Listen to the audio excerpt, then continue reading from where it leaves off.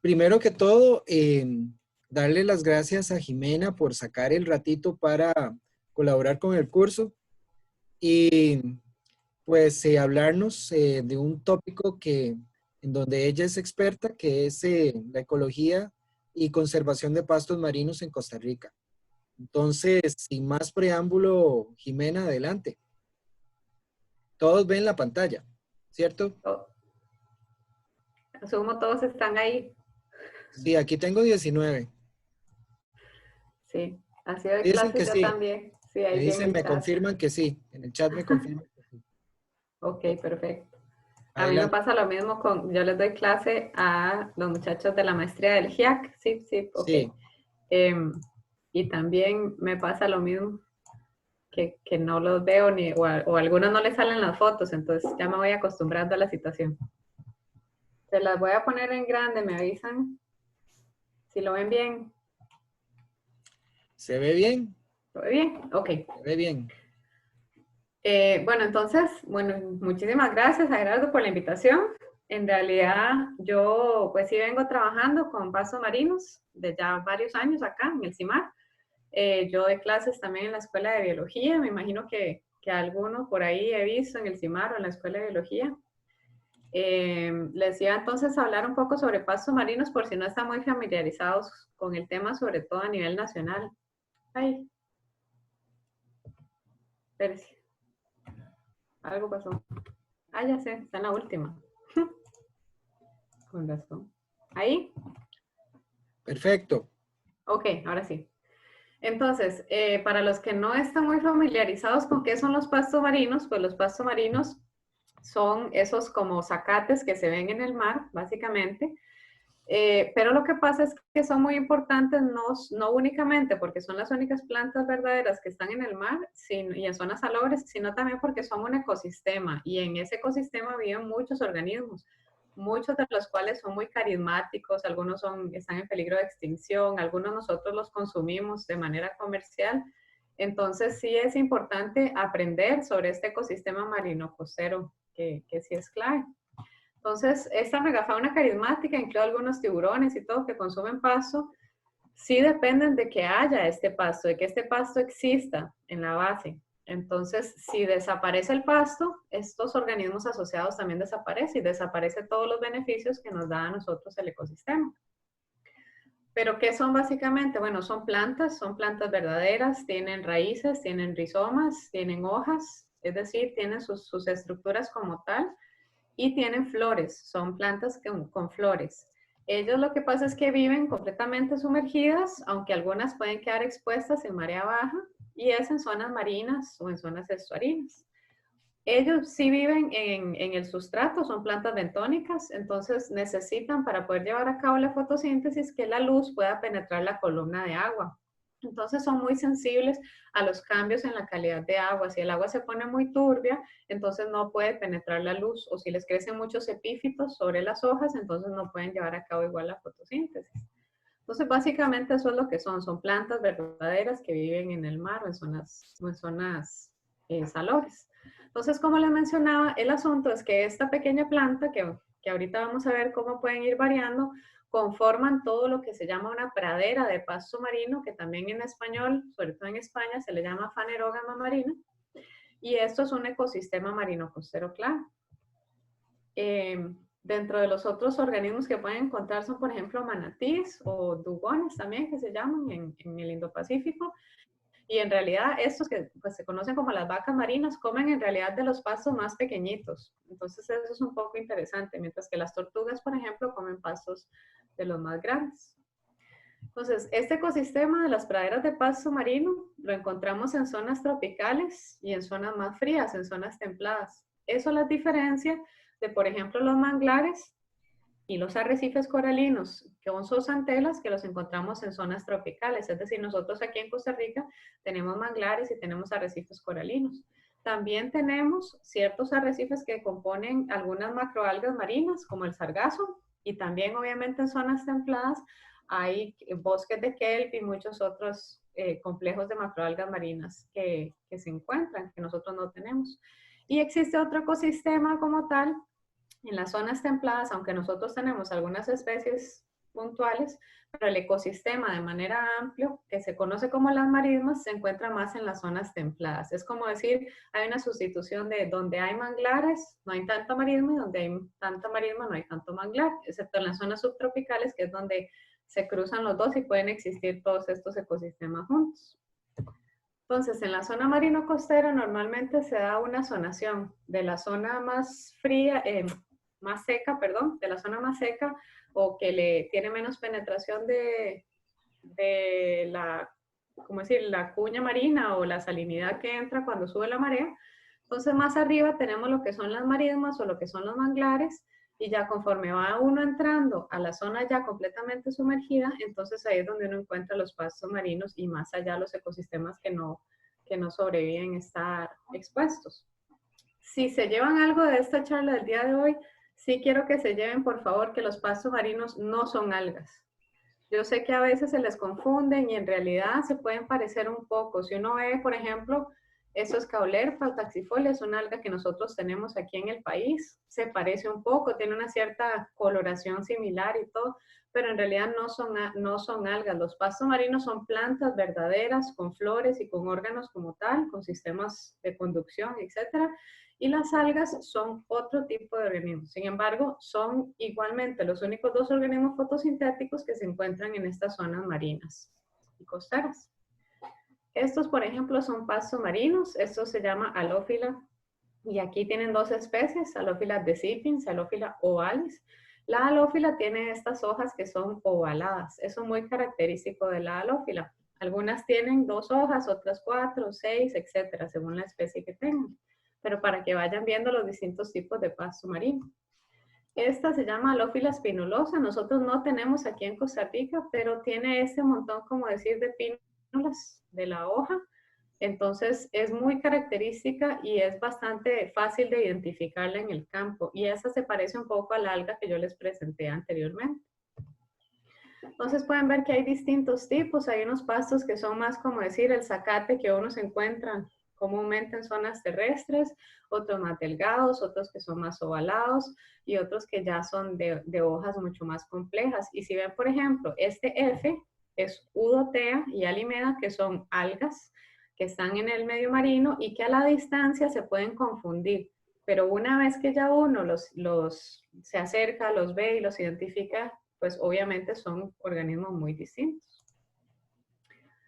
Gerardo, ¿cómo hace usted? Si ellos tienen preguntas, van levantando la mano. Y aquí estamos monitoreando el chat, pero hasta el momento no tengo ninguna pregunta. Me Sí, van avisando cualquier cosa. claro que sí. Igual ustedes, porfis, levanten la mano o escriban en el chat. Yo aquí tengo el chat enfrente, entonces también me pueden preguntar por ahí. Correcto. Entonces, a nivel más, como decir, de cómo trabajamos nosotros con los pastos marinos, entonces nosotros trabajamos mucho lo que son los componentes del componente sobre el sustrato, que es el componente fotosintético, que son las hojas principalmente, y luego el componente que está bajo el sustrato, que son los rizomas y las raíces. Ese componente no fotosintético es un componente clave y en gran parte los diferencia mucho de las macroalgas marinas, porque es tejido no fotosintético que ayuda a anclar en los sedimentos muy finos en los que encontramos casi todos los pastos marinos, son sedimentos de limo y de arcilla y arenas muy finas, entonces se anclan y con las raíces absorben los nutrientes. De igual manera, en ese tejido no fotosintético, los pastos marinos almacenan los productos de la fotosíntesis. Entonces lo que sucede es que si por alguna razón, por ejemplo, la claridad del agua o las condiciones ambientales no permiten que las plantas fotosinteticen, pueden hacer uso de los recursos que tienen almacenados en ese tejido no fotosintético. Entonces hay un equilibrio y hay un transporte de lo que son los productos de la fotosíntesis que se almacenan y después pueden ser utilizados si se necesitan. Entonces trabajamos mucho ese componente. ¿Ok? Como les mencionaba, son plantas que producen flores, son angiospermas, son de monocotiledóneas. Surgieron independientemente 3 veces en el grupo de las alismatales. Y es un grupo funcional ecológico, es decir, no vienen todas de un mismo ancestro común, sino que de distintos grupos de las plantas se hizo este regreso al medio marino, y entonces lo que nosotros conocemos como los pastos marinos son aquellas plantas que hicieron ese cambio, pero en realidad no es que llegó un pasto marino al mar y de ahí entonces tenemos la diversidad de pastos marinos, sino que es un grupo funcional. A nivel mundial tenemos 12 géneros y tenemos 72 especies divididos en 5 Una, familias. una preguntita con respecto bueno, dijiste que pertenecían a las alismatales. Al grupo de limatales, sí. Ajá, ajá. ¿Hay algún otro grupo de plantas terrestres que esté dentro de ese orden? Como para tener una idea a partir de cuál grupo fue que se empezaron a dar estos cambios y ese devolverse al mar, bajo el agua. Sí, en realidad, si ustedes ven aquí, por ejemplo, las familias de los pastos marinos, casi todas son exclusivamente de pastos marinos. Entonces, por ejemplo, de Zosteraceae, Mimosaceae, Rubiaceae, Posidoniaceae, todas son de pastos marinos, excepto Hydrocaritaceae. Hydrocaritaceae, en realidad, aquí está. Estos son los pastos marinos, los ven en este cuadrito verde, pero tiene muchos otros componentes dentro de esta familia que en realidad se corresponden más bien a plantas acuáticas. Entonces hubo una transición, digamos, de plantas acuáticas que tienen mayor tolerancia a como decir, una zona más salobre y ya propiamente luego ya un medio marino como tal. Y pueden estar también en zonas hipersalinas, muy, muy, muy salinas. Pero vienen de lo que son plantas acuáticas. Sí, nada más tal vez para darles una idea un poquito más amplia, Alismatales es un orden. Y es un orden muy diverso con hasta 13 familias y cosas tan diferentes como aráceas, por ejemplo. Solo que las familias que menciona Jimena tomaron la vía acuática, ¿verdad? Pero es un orden así, pues bastante amplio.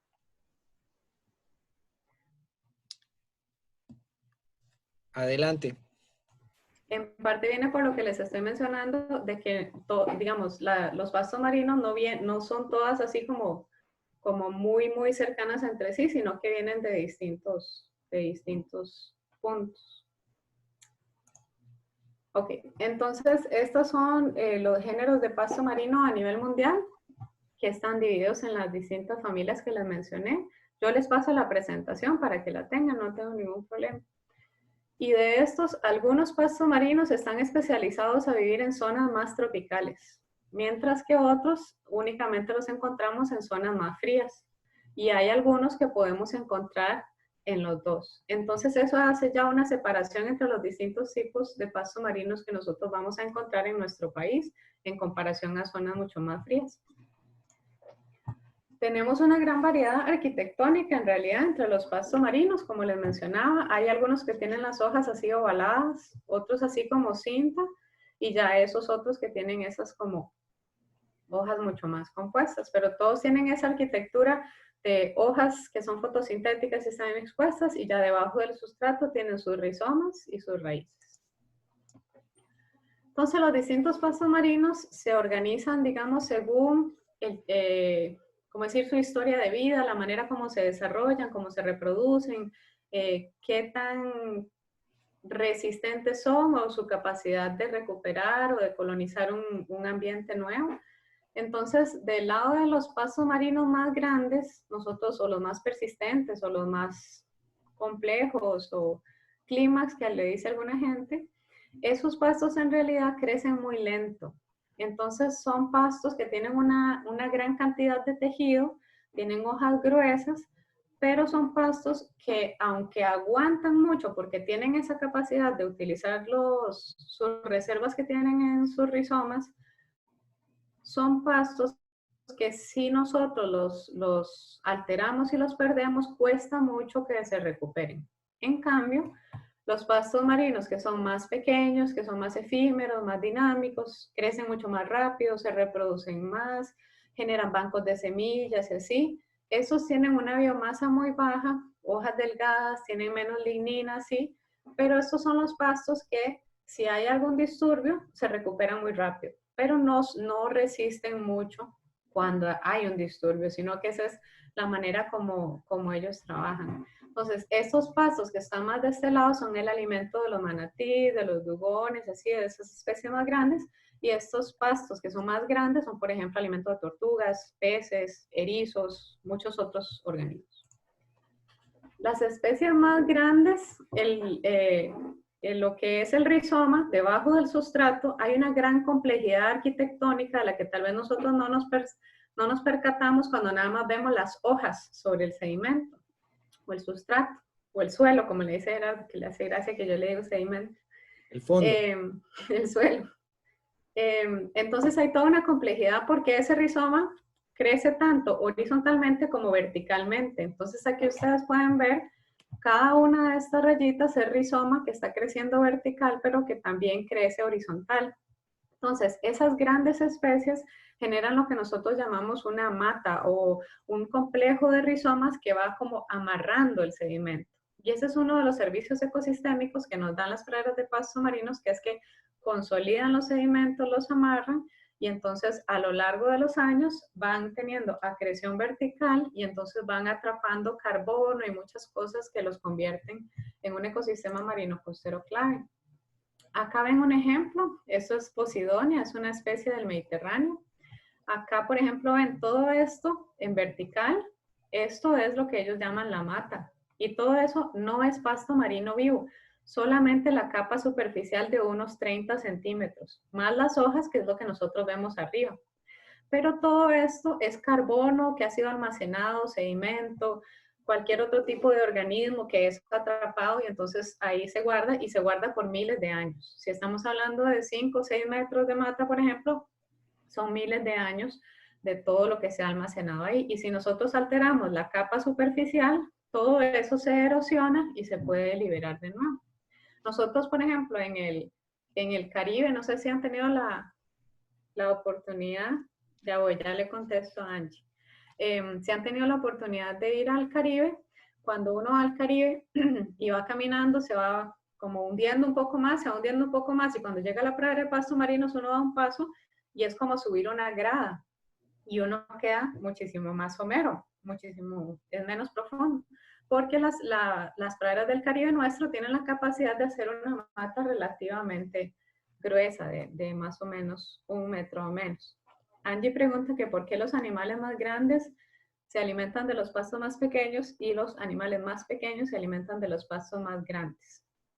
Lo que sucede es que hay un equilibrio entre la cantidad, digamos, de lignina y de compuestos más fuertes, estructurales, que los pastos más grandes tienen que tener en comparación a, como decir, los carbohidratos más fáciles de digerir que tienen los pastos más pequeños. Entonces, yo a mis estudiantes, y Gerardo lo ha escuchado, yo les hablo a veces de que, por ejemplo, si usted se va a comer un pasto pequeñito, es como comerse un pan con Nutella. Y si usted se va a comer un pasto grandote, es como comerse un sándwich de cartón. Entonces, en realidad, si usted es un organismo muy grande, usted necesita lo que le dé más, como decir, más sustancia. Y también al ellos irlo consumiendo, mantienen la pradera en ese estado de, como decir, de especies más colonizadoras que crecen mucho más rápido. Entonces, si yo hoy me como un montón de la especie grande, va a tardar mucho en volver a crecer, pero si yo como de la especie pequeñita, en 2 o 3 días ya vuelve a ver. Entonces, eso también está vinculado a eso. ¿Cómo se diferencia un individuo de otro en esas estructuras? Son clones, como le está indicando Gerardo. Ellos van creciendo y nosotros en realidad, si tomamos una muestra aquí y otra muestra a los 3 metros, a menos de que hagamos análisis genético, no sabemos si son realmente clon o no, porque debajo del sedimento, del sustrato o del suelo, van creciendo esas marañas de rizomas. Entonces no podemos hacer ese vínculo inmediato a menos de que hagamos análisis genético, pero sí, en el Mediterráneo se habla de clones de miles de años en realidad. Sí. Okay. Entonces, en realidad, los pastos marinos que más se estudian a nivel mundial, acá en el eje X tienen la cantidad de publicaciones. Los que más se estudian son Thalassia testudinum, Posidonia oceanica, Zostera marina, Alodurle ricti. Los tres primeros son especies grandes y especies características del Caribe y del Mediterráneo, por ejemplo. Y Alodurle ricti es una especie intermedia, digamos, pero que se encuentra en muchísimos sitios. Ahorita lo vamos a ver un poco más. Y en realidad, la gran cantidad de los estudios se llevan a cabo en el Mediterráneo, en el Caribe y en Australia. De ahí que se estudian mucho esas especies, pero también hay sitios donde casi no se ha estudiado. Entonces, el Pacífico nuestro, se llama el Pacífico Tropical Oriental, que me imagino que ya lo han visto. En el Pacífico nuestro, las investigaciones de pastos marinos han sido muy pocas. Entonces, nosotros hemos venido tratando de llenar un poco más esos vacíos y también de llenar los vacíos a nivel centroamericano que tenemos en cuanto a pastos marinos. ¿Okay? La razón, en gran parte, por la que son muy importantes estos pastos marinos y el ecosistema que conforman, es porque dan esa complejidad estructural, tridimensional, que permite que muchos otros organismos entonces puedan estar ahí, tener alimento, tener más refugio, pero también tienen complejidad estructural dentro del suelo y también oxigenan el suelo. Son suelos en realidad de suelos muy finos que están muy inundados y eso quiere decir que son suelos anóxicos. Y el pasto marino oxigena los sedimentos y eso permite que haya mucha mayor biodiversidad. Entonces, entre las distintas especies, obviamente, la complejidad estructural varía, pero eso es una de las grandes cosas.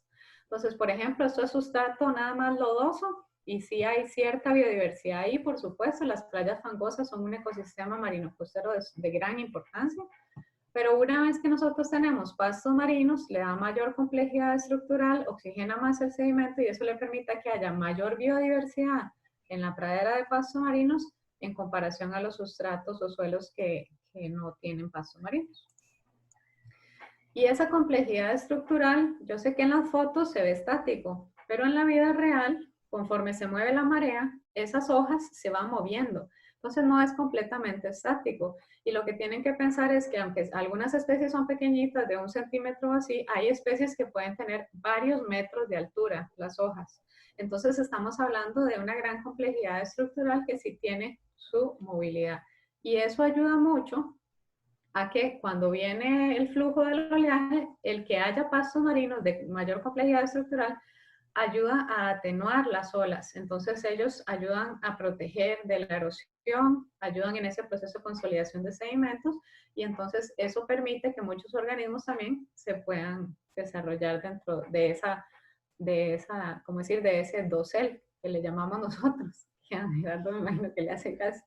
Estoy riéndome, Jimena. No, mentira. Piensen pequeñitos, dosel pequeñito.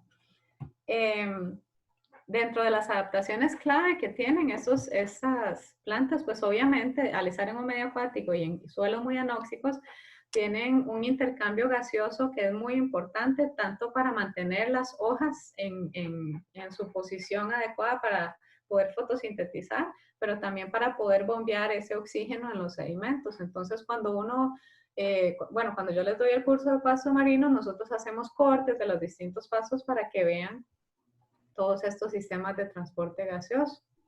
Esto es una foto, por ejemplo, aquí donde ustedes ven el suelo negro, es anóxico en este caso. Y aquí arriba ven que no hay mucho pasto marino, en realidad son unas cuantas hojitas, digamos, que uno pensaría que hay, pero ellos bombean suficiente oxígeno para entonces permitir que el suelo que está asociado a esos rizomas se oxigene.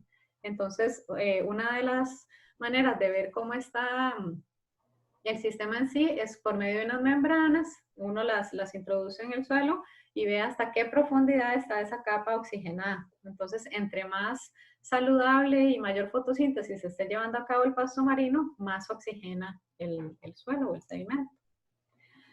Entonces, aquí es lo que yo les hablaba de cómo trabajamos nosotros mucho con el pasto marino, de la biomasa sobre el sustrato. Esta es el above ground biomass, es la biomasa sobre el sustrato y debajo del sustrato. Y como ven, según el número de observaciones, esta biomasa puede variar mucho, pero por lo general hay una correlación o una relación entre lo que es biomasa sobre sustrato y bajo sustrato, es decir, está relacionado según la especie.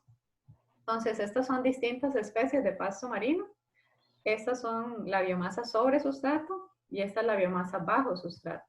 Entonces, uno ve que igual dentro de una misma especie puede haber una gran variación en cuánta biomasa encontramos dentro de una pradera. Y eso tiene que ver con muchas condiciones ambientales, con la luz, con la cantidad de nutrientes, con si es una pradera que hay solo una especie o que son múltiples especies, con cuánta herbivoría hay. Un montón de factores pueden alterar que una misma especie también tenga esa variabilidad en cuánta biomasa tiene sobre sustrato o bajo sustrato.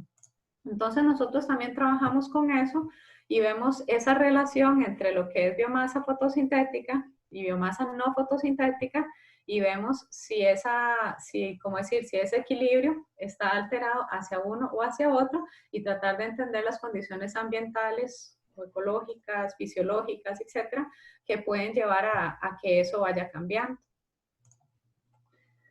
Entonces, este ecosistema que les estoy mencionando, que ya les he hablado de varios servicios ecosistémicos, en realidad nosotros protegemos mucho los pastos marinos a nivel mundial porque nos da muchos beneficios a los seres humanos. Nos ayuda con servicios ecosistémicos múltiples, algunos directos.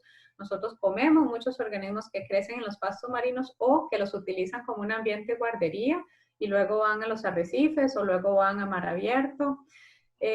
Obviamente protegen la costa, como les iba mencionando, alta biodiversidad, reciclan nutrientes y lo que se ha vuelto ahora como más llamativo es lo que llamamos el carbono azul, que es que secuestran el carbono en sus tejidos y en sus sedimentos por periodos mayores de tiempo, que es algo que también hacen los manglares y que también hacen las marismas y otros ecosistemas en otro nivel, tal vez no por tanto tiempo. Entonces les mencionaba que las praderas pueden ser simples de una especie o mixtas de especies múltiples. Las praderas pueden ser completamente continuas o pueden ser fragmentadas. Algunas son muy persistentes, es decir, casi siempre están ahí y están ahí por mucho tiempo y otras son más dinámicas, van y vienen o depende de las condiciones. Hay praderas que son estacionales, entonces están 6 meses del año, sobre todo en zonas más frías. 6 meses del año están desarrolladas y luego otros 6 meses nada más queda el banco de semillas que en la otra temporada va a volver a surgir la pradera. Entonces son muy distintas. Y conforme entonces se va desarrollando esta comunidad, suele haber un cambio. Al principio empiezan estas especies de biomasa pequeña y que tienen más biomasa sobre el sustrato que bajo. Y luego, conforme va desarrollándose y cambiando sobre todo la composición de especies, cambia a esas especies más grandes que en realidad tienen mucho tejido de almacenamiento y no necesariamente tienen tanto fotosintético. Eso para que vean, es una especie pequeñita, eso mide más o menos 1 centímetro por ahí, pero eso es una pradera bastante amplia de esta especie, es una especie de halófila. Y aquí es lo que llaman ese proceso como de jardinería que llevan a cabo los dugones, que son parecidos a los manatís, y ellos entonces consumen mucho este pasto marino y lo mantienen en ese nivel bajo de biomasa donde crece muy rápido. Esta es la misma especie, halófila, pero ya entremezclada con otra, en este caso me parece que es Zostera, y entonces ya se empieza a ver cómo se empiezan a mezclar las distintas especies.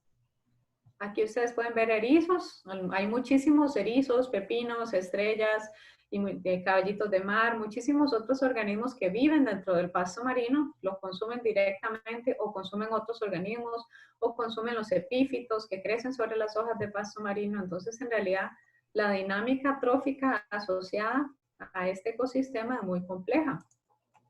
Aquí ustedes pueden ver, esto es talasia, esto es una especie que tenemos nosotros, esta es la mata que conforma todos los rizomas que se van entremezclando entre sí y estas son las hojas, este es el tejido fotosintético. Esto lo podemos ver porque eso es el borde de la pradera, entonces ahí se da cierta erosión, entonces conforme se va, como decir, quedando expuesto el borde es que podemos ver esa mata. De lo contrario, lo único que veríamos serían las hojas verdes. Entonces, a nivel mundial, en realidad, en un solo sitio en el Indo-Pacífico se pueden encontrar unas 15 especies en 1 metro cuadrado, digamos, de pradera de pasto marino. Nosotros tenemos menos especies, Pero nosotros estamos en la zona tropical, entonces tenemos por lo general zonas de manglar, luego pastos marinos, que se dan también en la laguna de los arrecifes. En las zonas templadas están lo que yo les mencionaba de las marismas, los pastos marinos, y luego pueden haber lo que son los bosques de kelpo, los arrecifes algales. Hay muchos tipos de pastos marinos, eso sí. Entonces hay praderas, por ejemplo, que están en zonas más estuarinas, zonas un poco más turbias, más cercanas a los manglares. Hay otros que son más costeros o más profundos, pueden llegar a vivir realmente mucho más profundo, sobre todo las especies que son más pequeñas, entonces no necesitan tantísima luz para poder desarrollarse. Pensé que me había congelado yo. Y hay pastos marinos que ya viven en zonas completamente arrecifales. Entonces, cada una, según el sitio donde se desarrollan, pues tienen sus limitaciones y tienen, como decir, sus aspectos positivos. Entonces, por ejemplo, los pastos marinos en las zonas arrecifales no siempre tienen suficientes nutrientes para poder crecer a mayor complejidad, pero la penetración de la luz es muy favorable, entonces fotosintetizan bastante bien. En cambio, por ejemplo, los pastos marinos en zonas estuarinas tienen más que suficientes nutrientes para poder crecer, pero eso suele estar asociado con un poco de menor claridad en el agua y mayor dificultad para llevar a cabo la fotosíntesis, por ejemplo. En la zona de las Américas nosotros tenemos pasto marino en realidad desde lo que es Canadá hasta Panamá, y hay un punto en Chile de una especie que en realidad viene desde Australia, es la misma especie, que no le ha ido muy bien.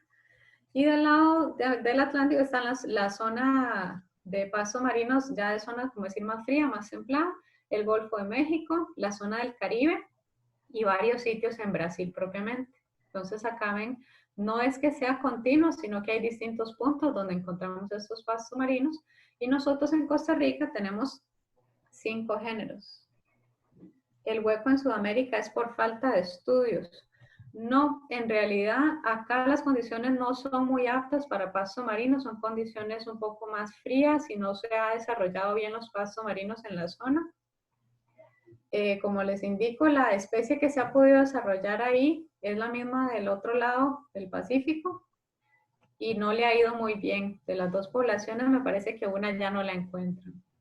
Entonces las condiciones no son muy aptas en esa zona. Nosotros tenemos 7 especies. Ok. Entonces, en el 2018 nosotros sacamos este mapa de sitios donde se han reportado pastos marinos. En el Caribe Sur nuestro es donde la mayoría de las personas han tenido la oportunidad de ir y conocer los pastos marinos, pero en realidad nosotros tenemos pastos marinos en el Pacífico, desde el Pacífico Norte al Central, al Sur. Ahorita vamos a hablar un poco más de eso. De los pastos que nosotros tenemos reportados, nosotros el pasto más grande que tenemos es Talasia, seguido por Syringodium, que estos dos son los que se encuentran típicamente en el Caribe. Y después tenemos Rupia, Alodule y Alófila. Entonces esos son los géneros que tenemos, dos un poco más, bueno, uno intermedio, uno grande y 3 más pequeños.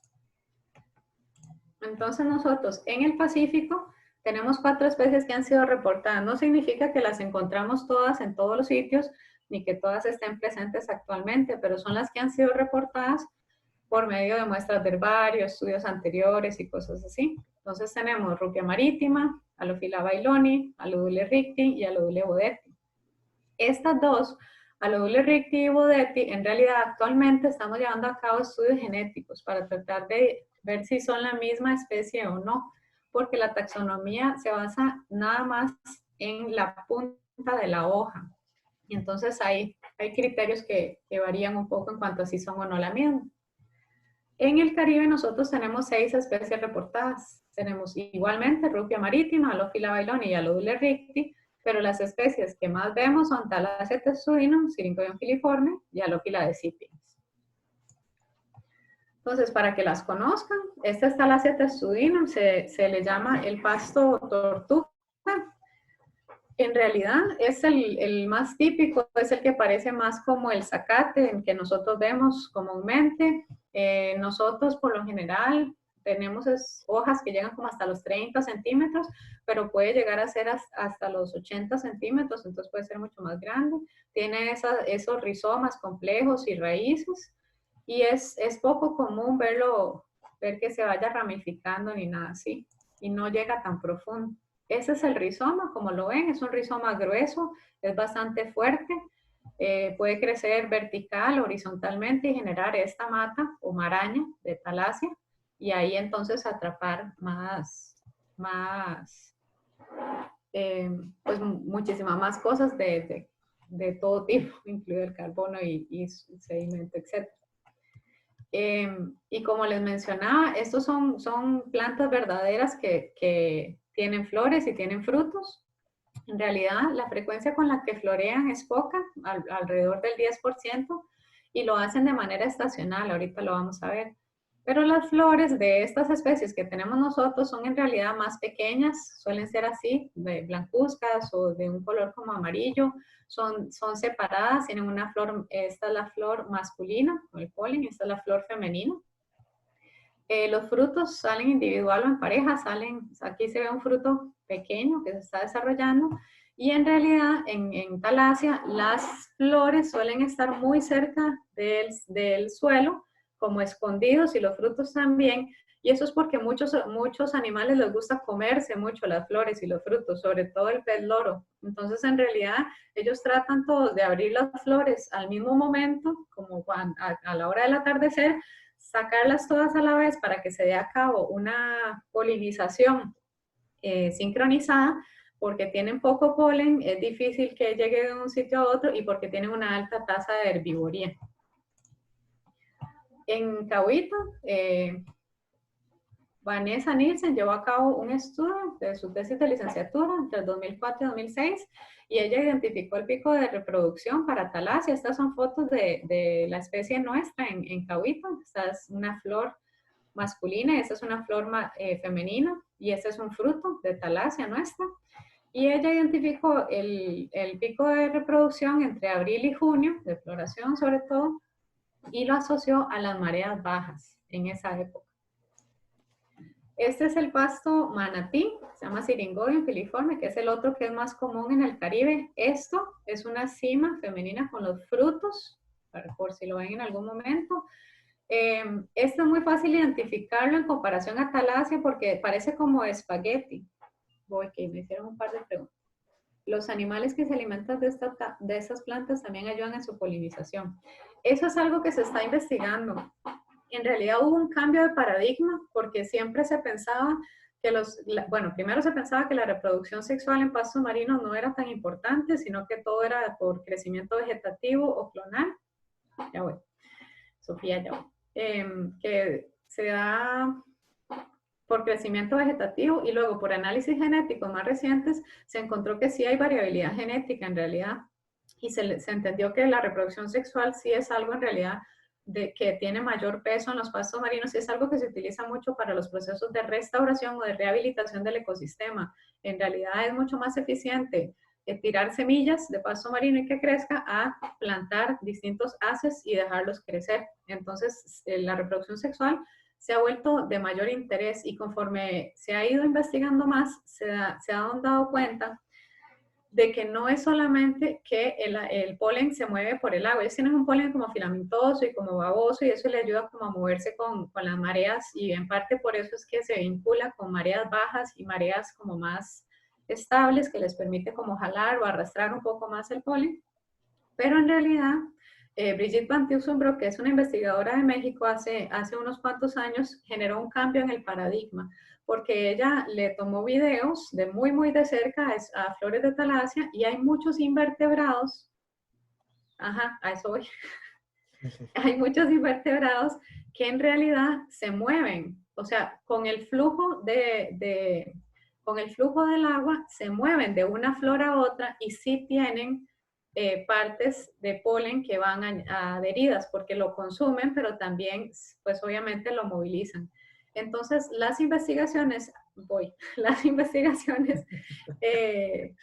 que se están haciendo ahorita es, ok, el asunto es si ese polen que va de una flor masculina a una femenina, primero que si llega viable, que si genera sus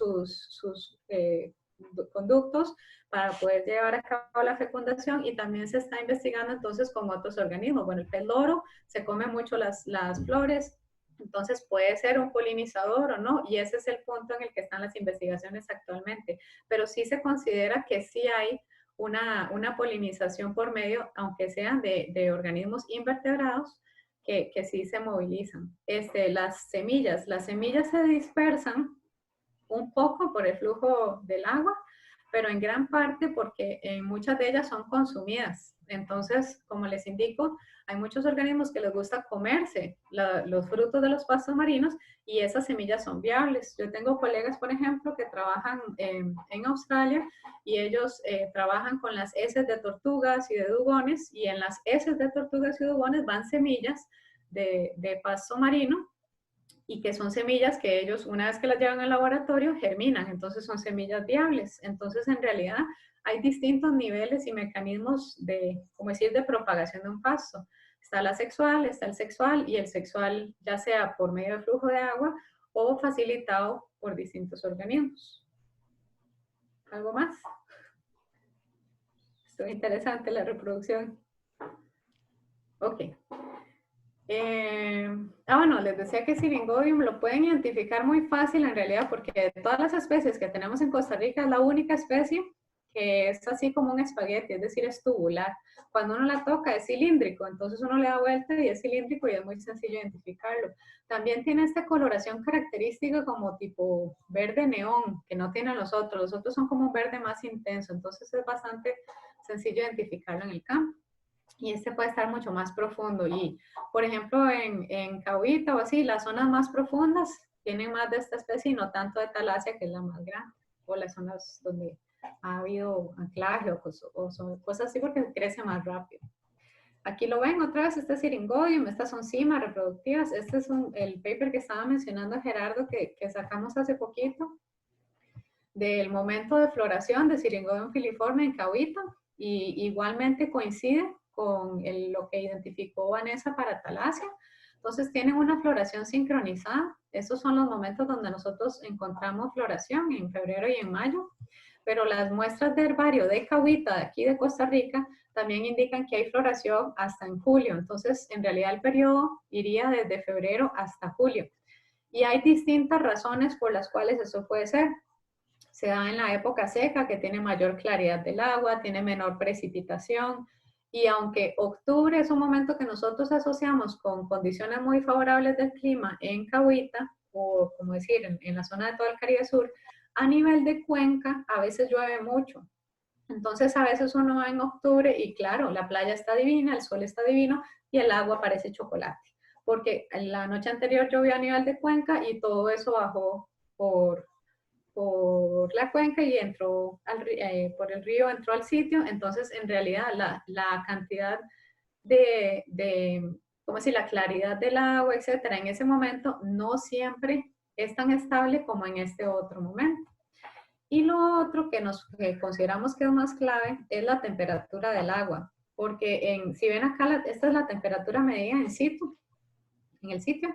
La temperatura a partir de octubre, noviembre y diciembre empieza a bajar, en enero también, y luego ya en febrero, marzo y abril empieza a subir otra vez la temperatura. Y eso es lo que se vea en las zonas más frías, en las zonas más templadas, que es uno de los factores clave para inducir la floración en los pastos marinos. Entonces creemos que está más vinculado con la temperatura del agua, pero también es el momento de las mareas más bajas del año. Entonces esos dos factores parece que son los que están llevando a que se dé esa sincronización de floración en estas especies en el Caribe Sur nuestro. En realidad, Talasia testuinum y Syringodium filiforme tienen una distribución a nivel mundial muy reducida. Ellos solo se encuentran en el Golfo de México y en el Caribe. Entonces, nosotros, las especies que conocemos, digamos, de nuestro Caribe, son las especies típicas de esta zona, son las especies dominantes, pero no se encuentran en otros sitios. Hay otras especies de Talasia y Syringodium, pero no las nuestras. Esta es Alodule ricti, que también se parece, o sea, es muy similar a la Bodetti. Esta es Bodetti, que tiene así como una punta, mientras que la ricti más bien tiene como una V en la punta de la hoja. Es más pequeña, es como decir ver una Talasia mucho más pequeñita, pero es plana. Es acintada, no es tubular como la Syringodium que les mencionaba. ¿Cómo más la pueden identificar fácilmente? en el campo. Hay algunos sitios donde sí está más grande, pero por ejemplo en el Caribe o en el Pacífico, cuando uno lo va, es como muy delgadita, como muy finita. Entonces eso se diferencia muchísimo de Talasia, que sí es como ver un pasto como tal. Y también puede estar en zonas más profundas y le gustan mucho las zonas con más nutrientes. Entonces a veces en un sitio cuando hay mucho nutriente vemos un cambio de las especies dominantes a Lodule Ricti o Udete. Se considera que estas especies se encuentran en realidad en múltiples sitios a lo largo del mundo. Es una especie muy común, por eso es que hay tantas investigaciones al respecto. Y como les indico, estamos haciendo investigaciones genéticas para ver si son o no son la misma especie. Esta Halophila decipiens es una especie que nosotros vemos a veces en el Caribe. Está en Isla Uvita, está en Cahuita, pero está en zonas más profundas. No está en zonas tan someras.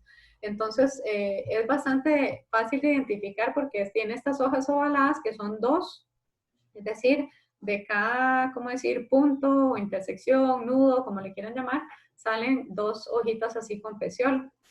Entonces, esa es bastante sencilla de identificarla. Son pequeñitas, son de hojas de más o menos un centímetro, centímetro y medio. Son bastante fáciles de identificar en el campo por eso y pueden estar, como les indico, mucho más profundo. El borde lo tienen aserrado. Esta especie se encuentra, como les decía, igual que la Alodule ricti, en muchos sitios en el mundo. Entonces, en realidad, es una especie que también se ha estudiado por dicha en otros sitios. Rupia marítima es una especie, si lo ven acá, es una especie que se ramifica, es una de las pocas que se ramifica y tiene una inflorescencia y frutos muy característicos que nos permiten identificarla cuando lo vemos. Esta es una foto de don Jorge Cortés de la pradera de rupia que nosotros teníamos en Vallaculebra. Ahorita les hablo un poco más al respecto, pero era una pradera muy, muy, muy densa. Acá ven la especie que tenemos nosotros. Ahorita nosotros no tenemos sitios identificados de rupia, lo único que tenemos son muestras de herbario, pero es relativamente sencilla de identificarlo. Y tiene una distribución cosmopolita, se encuentra en todo el mundo en realidad rupia, aunque se está trabajando igualmente para ver si todas son las mismas, si son diferentes ya a nivel genético.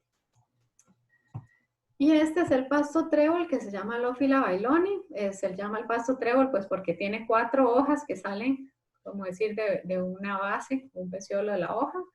Y entonces este pasto en realidad es muy pequeñito, cada una de estas hojas igual mide como 1 centímetro, entonces se parece a Halophila decipiens, pero tiene múltiples hojas en ese pseudoverticilo, entonces por eso es fácil de identificarlo. Tiene raíces sin ramificaciones, pero eso es algo para identificarlo a nosotros más fácil. Y también le gustan las zonas un poco más turbias. Tiene una capacidad como de posicionar sus hojas un poco más horizontal y eso les permite hacer como un uso más eficiente de la luz. Entonces eso les permite estar un poco más profundo. Esta es la única especie de las que tenemos nosotros en el país que en realidad está listada como vulnerable en la lista roja de la UICN. Esta especie únicamente se encuentra en estos sitios fragmentados en el Caribe, en Brasil, y nosotros en el Pacífico tenemos un par de sitios. Recientemente hemos estado caracterizando sitios nuevos, que ahorita les puedo comentar un poco más, en el Pacífico nuestro, pero en muchos de estos sitios en el Caribe ya no se encuentran. Entonces hay que hacer una revisión para ver cómo está actualmente esta especie, pero sí es una especie que tenemos que tener un poco más de cuidado en cómo la trabajamos. Así es como se ve el rizoma, es un rizoma como más carnoso, le diría yo. Tiene pues obviamente sus hojas, le llamamos los haces foliares, y estas hojas que ven aquí que tienen como elipses, eso es porque los peces llegan y lo muerden, en este caso muerden las hojas nada más, pero pueden consumir todo el haz, entonces lo único que uno ve es donde hay rizoma, pero ya no hay hojas de pasto marino, estos son donde está creciendo el rizoma, ¿ven? Es una especie que crece bastante rápido en realidad, es una especie pionera, entonces va creciendo y conforme va creciendo, los otros haces ya se van muriendo. Aquí lo ven en el campo, esto es aquí en Golfo Dulce, Si me acuerdo bien, no sé, esta foto es de Jairo, no me acuerdo si era Golfo Dulce o Sámara por ahí. Pero aquí pueden ver la flor, es una flor muy pequeñita, si ven esto es medio centímetro, nos costó mucho encontrarla, tardamos 4 años en ver nuestra primera flor, pero ya la vimos, esta es una flor femenina de Alophila bailoni, en realidad hay muy poca información con respecto a esta especie, mucho menos su floración, no se sabe el momento del año en el que florean, entonces nosotros estamos haciendo bastantes experimentos actualmente con una estudiante holandesa que está haciendo su tesis, Carla van Barneveld. Ella es holandesa y española. Y ella está trabajando con fisiología de Alophila bailoni ya propiamente a nivel de experimento en el CIMAR. Entonces, está haciendo experimentos de variación de temperatura, de mantenerla constante en distintos tratamientos o de permitirle ya mayor fluctuación en cuánto varía. Estamos variando la salinidad y la intensidad lumínica y se logró que las plantas que se trajeron florearan. Entonces, actualmente estamos llevando a cabo un experimento para tratar de identificar en qué condiciones están mejor los pastos marinos, en qué esta especie de pasto marino, en qué condiciones no le va tan bien y en qué condiciones florean. En este caso, por ejemplo, en este acuario, todas las que tienen, todos estos puntitos son haces que tienen flores, mientras que los otros haces no tienen flores. Entonces, se está trabajando con esos factores para ver en qué momento puede ser que se esté llevando a cabo eso. Entonces, en Costa Rica, en realidad, nosotros hemos investigado los pastos marinos desde 1960 hasta el presente, ya eso hay que actualizarlo, pero la mayor cantidad de las investigaciones se han llevado a cabo en el Caribe, algunas en ambas costas y más recientemente en el Pacífico. Casi todo el tipo de trabajo que se había hecho hasta la fecha, hasta cuando se hizo esta revisión, eran reportes taxonómicos, muy pocos ecológicos, algunos de monitoreo, que ya ahorita les voy a mencionar, y las especies que más se trabajan son Thalassia testuinum y Syringoium filiforme, y un poco de Alophila bailoni, que ya esto ya lo corregimos, por el trabajo que estamos haciendo en el Pacífico. Entonces, esto es para que conozcan una pradera típica del Pacífico, porque normalmente lo que ven más es la del Caribe. Entonces, esto es una pradera densa, mezclada de alodule, que son esos que parecen como cintas o zacate, digamos, delgadito. Y esta es Alophila bailoni, que es ese pasto trébol que está listado como vulnerable en la lista roja de la UICN. No siempre son así. Algunas de las praderas son poco densas, entonces en este caso es una pradera muy poco densa de Alophila bailoni.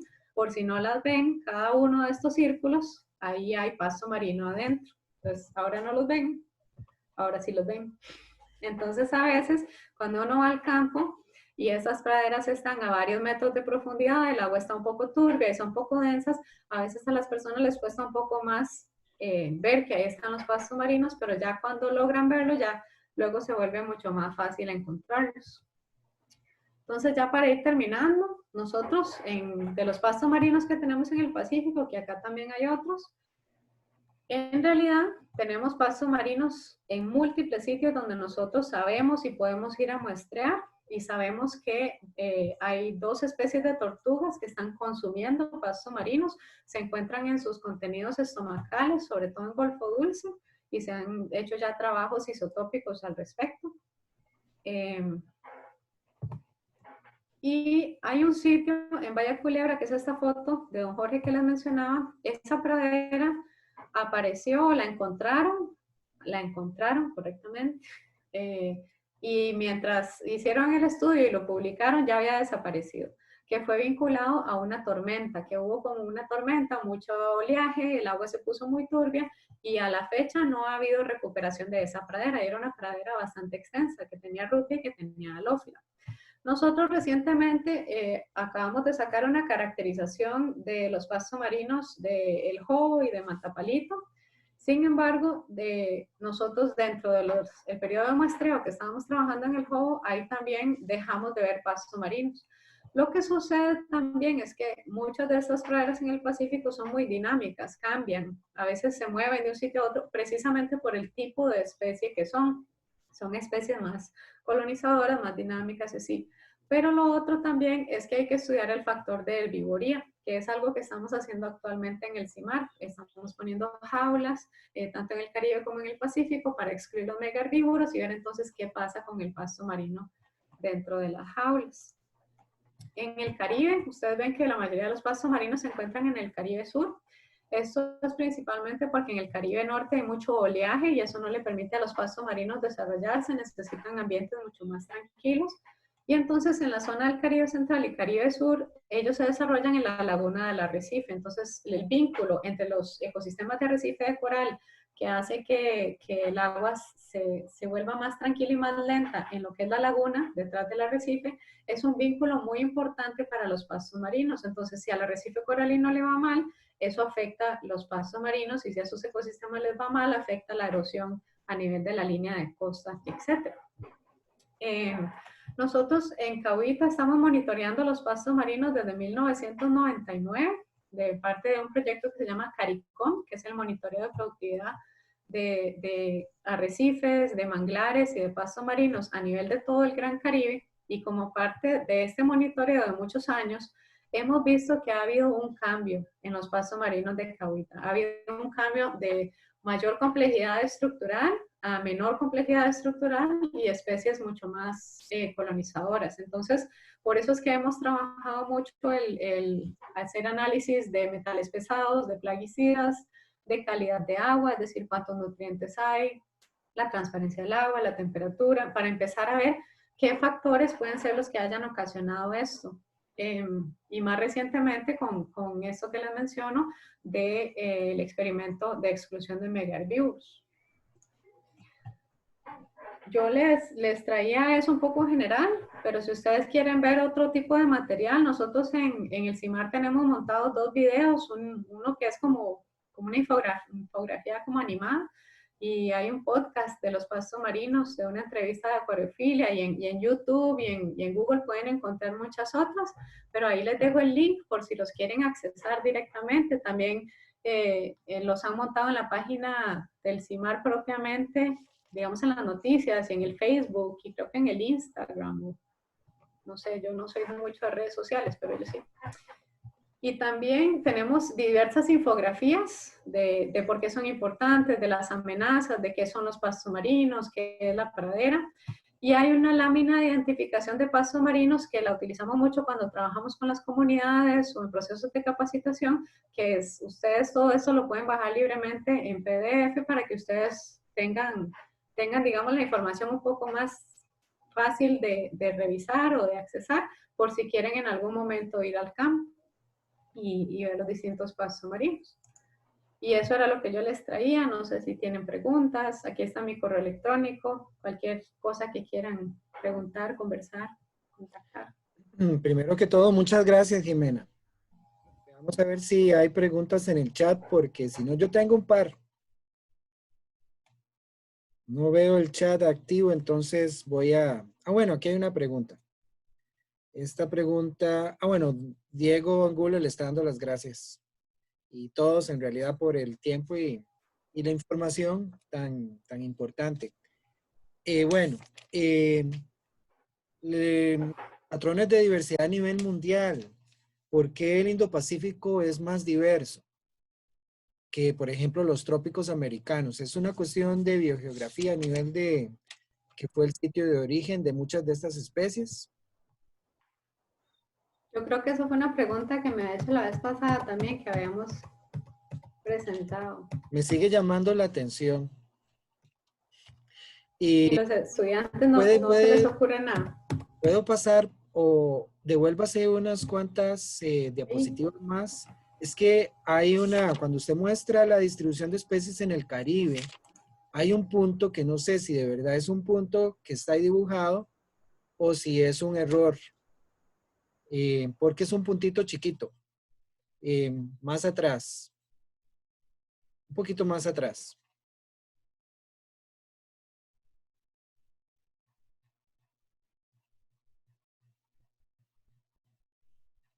Que parece que lo dibujaron con muy grueso. ¿Dónde? Entonces, sale como si se hubieran cometido un error. ¿Pero en cuál mapa? Hay un mapa donde creo que es cuando muestra Talasia y Syringodium la distribución en el Caribe. Ah, ok. Ahorita no se mareen, no pongan atención.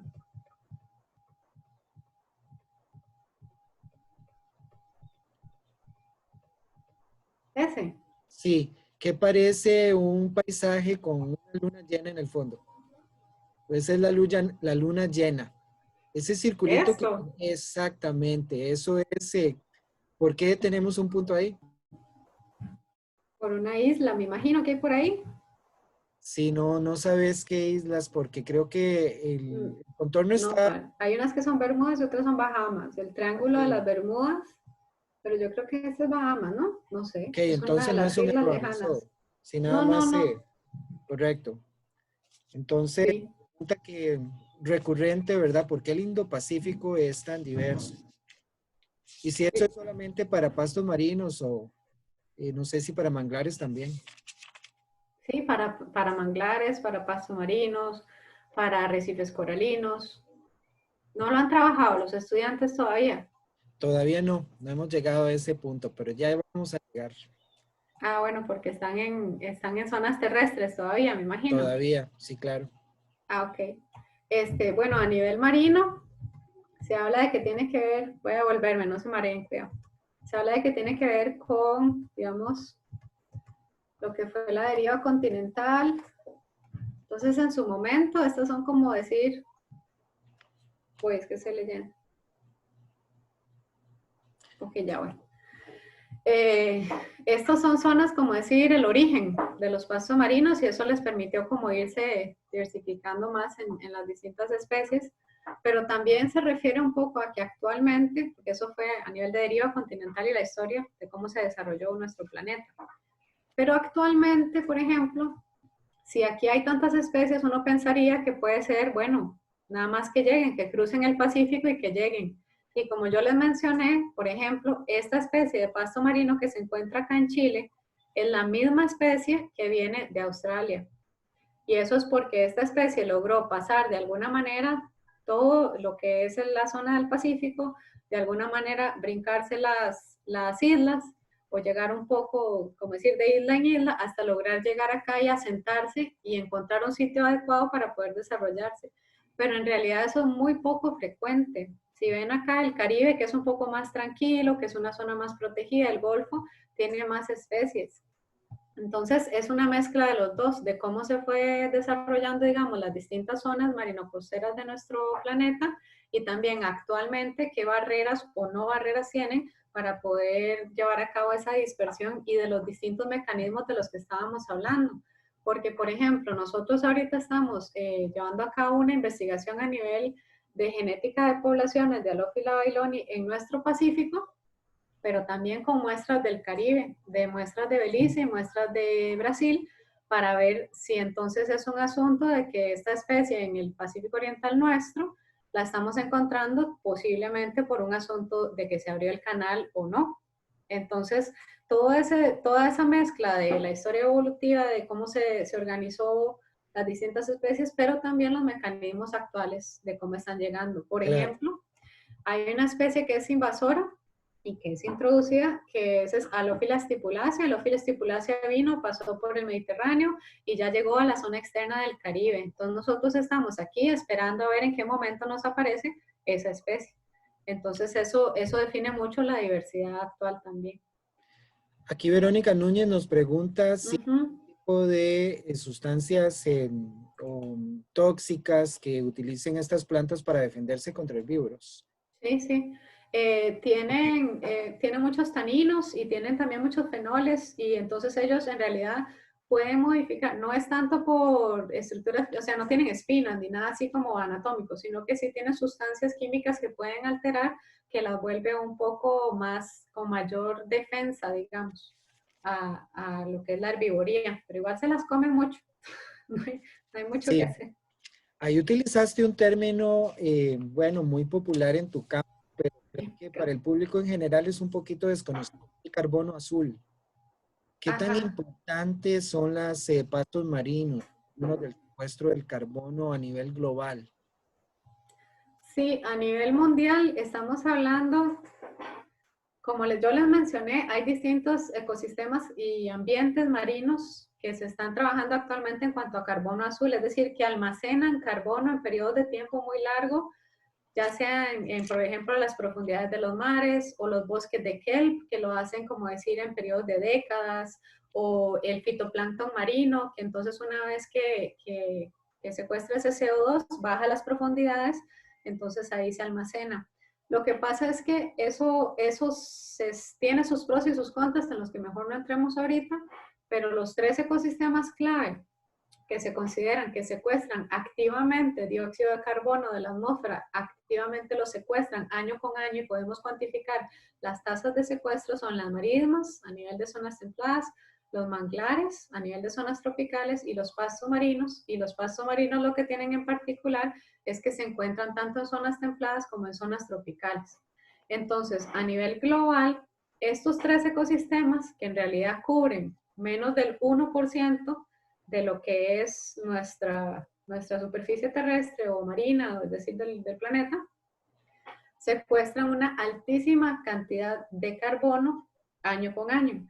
Y lo que pasa es también que una vez que nosotros alteramos el ecosistema, ese ecosistema que está protegiendo miles de años de carbono secuestrado, al quitarle, como decir, esa tapa, ese carbono almacenado es erosionado, o es decir, liberado de nuevo en el sistema. Entonces estamos hablando no solo de su tasa de secuestro activo, que tiene que ver con la mitigación del cambio climático actual, sino también con que son posibles emisores de CO2 muy significativos si nosotros los deterioramos o los perdemos. No sé si con eso les Relacionado queda con más eso, claro. porque no veo otras preguntas en el chat, tampoco lo quiero. Hay una que dice que si muchas plantas Bueno, asociadas a sí, ambientes marinos como mangles presentan neumatóforos o secreción de sales por glándulas en las hojas para contrarrestar correcto. la salinidad, ¿cómo la regulan? En realidad ellos viven tranquilos, no necesitan, porque los mangles tienen distintos mecanismos, ¿verdad? Uno es que pues primero bloquean, tienen sus membranas, o ya propiamente la secreción activa, o la acumulación, por ejemplo, en ciertos órganos como ciertas hojas, y luego las botan, pero tienen que entender que la diferencia es porque los manglares, sobre todo al estar en un medio salino y a la vez de estar expuestos, tienen una evapotranspiración muy alta, entonces ellos necesitan poder utilizar el agua mucho. Los pastos marinos están en agua todo el santo día, entonces ellos en realidad se han acomodado muy bien. Eso sí, no tienen estomas, no llevan a cabo ese intercambio, es decir, no pierden tampoco por evapotranspiración ni mucho menos, entonces ellos no tienen ese tipo de mecanismos, sino que están tranquilos. ¿Qué iba a preguntar? Sí, bueno, es el título de tu próximo paper. Es una broma, te lo estoy sugiriendo. ¿Por qué desaparecen Ok, las praderas, los pastos marinos, las praderas de pastos ¿cómo marinos? fue? ¿Por qué desaparecen? Es que me llama la atención que hay varios factores, ¿verdad? Pueden ser no mutuamente excluyentes, como ya explicaste. Cuando desaparecen, todo ese carbono que tienen almacenado se van con ellas. Lo que quedaba ahí en el fondo del sedimento desaparece, vuelve a la atmósfera. Y luego, en tu opinión, ¿cuál es la razón? Porque vos anotaste que posiblemente herbívoros. También las características de las especies se componían las praderas, que algunas son muy dinámicas y son así como especies pioneras que duran poquito en un lugar y luego se dispersan a otro. Pero está también, pues, todo el proceso de calentamiento global, cambio climático, ¿verdad? El océano, la dinámica de las corrientes está aumentando. Aparentemente la velocidad de las corrientes a nivel global ha ido en aumento. Eso no son buenas noticias para los marinos. Entonces, en tu opinión, si te preguntaran eh, cuáles son los factores en orden así de importancia que están afectando que desaparezcan las praderas marinas. Como decir, las principales amenazas. Correcto. Sí. Bueno, lo que pasa es que el principal factor que las ha amenazado históricamente y todavía es cuando nosotros, los seres humanos, alteramos la calidad del agua. Ese es el principal factor. Entonces, como son organismos bentónicos que necesitan llevar a cabo la fotosíntesis, en el momento en el que nosotros les alteramos la calidad de agua, ya empiezan cambios fisiológicos, luego cambios morfológicos, luego ya cambios a nivel de pradera y perdemos el ecosistema. Entonces lo que pasa mucho es que echamos muchos nutrientes, muchos sedimentos, eso genera que haya mucha alga, el agua se vuelve muy turbia, les crecen muchos epífitos y entonces eso los afecta de primera.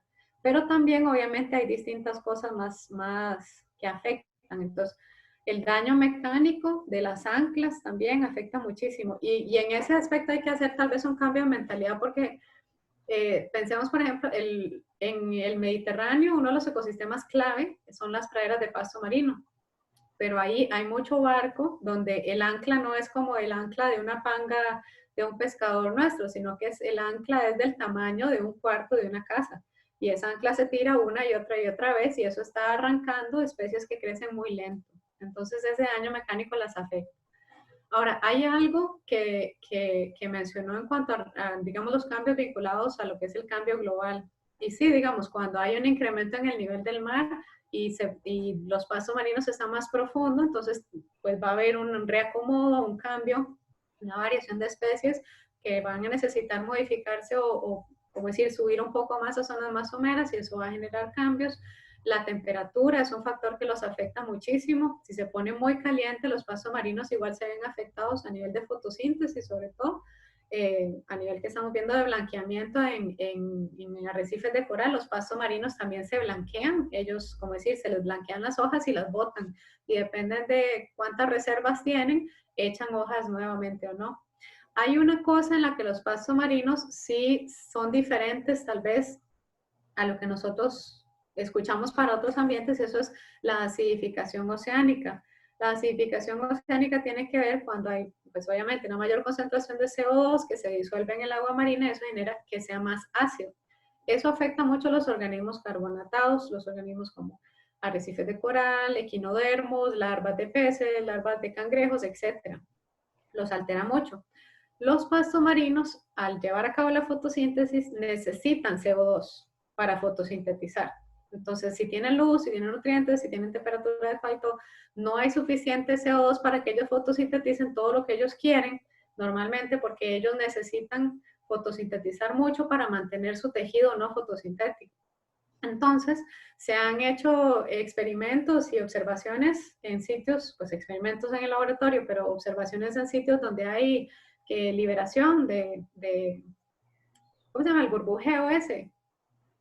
El burbujeo de CO2 que acidifica naturalmente algunos sitios, como Italia y así. Nosotros tenemos unos. Entonces se libera y eso genera una acidificación local y conforme uno se aleja, los pastos marinos son más pequeños y conforme uno se acerca, a un sitio más ácido, crecen más. En parte es porque tienen más CO2 como sustrato y en parte es porque muchos de los epífitos que les crecen y les tapan la luz son en realidad de algas costrosas. Entonces las algas no crecen muy bien en medios ácidos y entonces eso mejora esa competencia. Entonces, en cuanto a acidificación, en realidad los pastos marinos les puede ir mucho mejor, pero en muchas otras cosas les va mucho peor. Y hay que pensar que los distintos factores tienen sinergias y tienen pues relaciones cuando están todos juntos, etcétera. Entonces, pros y contras. Bueno, no veo más preguntas. Yo no tengo más preguntas, sino lo que resta es agradecerle a Jimena por el tiempo que sacó, por todo lo que nos explicó, el conocimiento que ella tiene, ¿verdad? Sobre los pastos marinos, algo que vos mostraste, y no quiero convertir esto en una pregunta, pero muchos de los patrones de distribución de muchas de estas especies, sobre todo en Sudamérica, a mí me da la impresión de que reflejan la falta de monitoreo. Por eso es que es así como tan disyuntiva, ¿verdad? Alguna de las distribuciones de estas especies. Esto refleja que no hay mucha gente trabajando en este campo, que es de enorme importancia, ¿verdad? Por todo lo que el grupo en realidad representa a nivel de servicios ecosistémicos, como lo habías mencionado. Pues sí, en esta parte de Sudamérica, en lo que es Brasil y más hacia el sur, como que tenemos varios agujeros, igual de Guyanas y Venezuela para abajo. Entonces, eso no sé si es más bien la calidad del agua, factores naturales, o más bien refleja la falta de muestreo. Creo que es lo segundo, ¿cierto? Al menos para la costa, digamos, pacífica de Centroamérica, yo sí considero que es falta de muestreo y falta de ir a buscarlo, porque nosotros hemos encontrado en muchos sitios. Entonces, en realidad, o sea, si ustedes ven este mapa, por ejemplo, muchos de estos sitios nosotros los estamos caracterizando por primera vez y esos han sido nada más un par de años de muestreo. Entonces, yo sí considero que necesitamos lograr que haya mayor esfuerzo de muestreo, sobre todo para el Pacífico tropical oriental. El Caribe es más conocido y hay más investigadores, pero para la zona nuestra del Pacífico sí estamos tratando de empujar un poco el nivel de conocimiento. Claro que sí. Ocupamos más inversión en ciencia, no hay duda. Bueno, Jimena, muchísimas gracias. Aprecio mucho tu tiempo, tu esfuerzo y gracias. No, gracias a todos ustedes, a los muchachos por conectarse y me quedo a disposición de todos. Cualquier consulta me pueden escribir. Yo le voy a facilitar a Gerardo la presentación y algunos de los papers para que los tengan por ahí. Muchísimas gracias. Bueno, muchas gracias. Entonces,